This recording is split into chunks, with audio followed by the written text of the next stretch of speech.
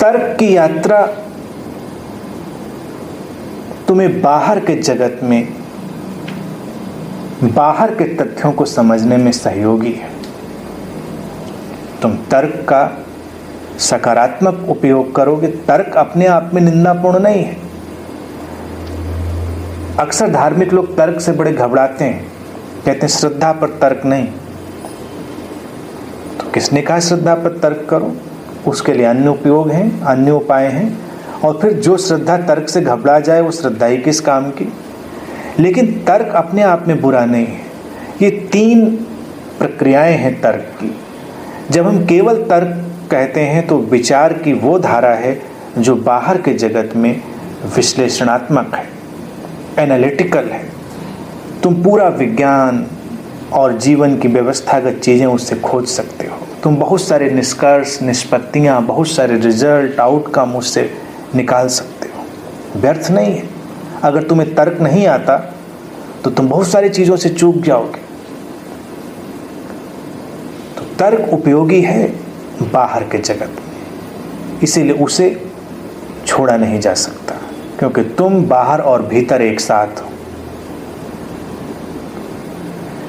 फिर कुतर्क है, उसका कोई उपयोग नहीं है। वो न तुम्हें बाहर ले जा रहा है न भीतर ले जा रहा है, वो तुम्हें बस भटका रहा है।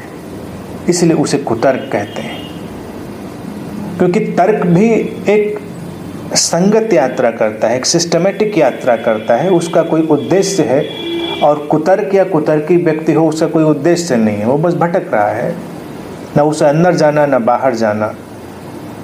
फिर वितर्क है, तर्क की अंतर्मुखी हो गई यात्रा। Inward journey of logic is वितर्क। वितर्क है तर्क का वो प्रवाह जो अंदर की ओर मुड़ गया है, इसीलिए शिव उसे वितर्क कहते हैं। वो तीर जो बाहर की तरफ था अंदर की ओर मुड़ गया है।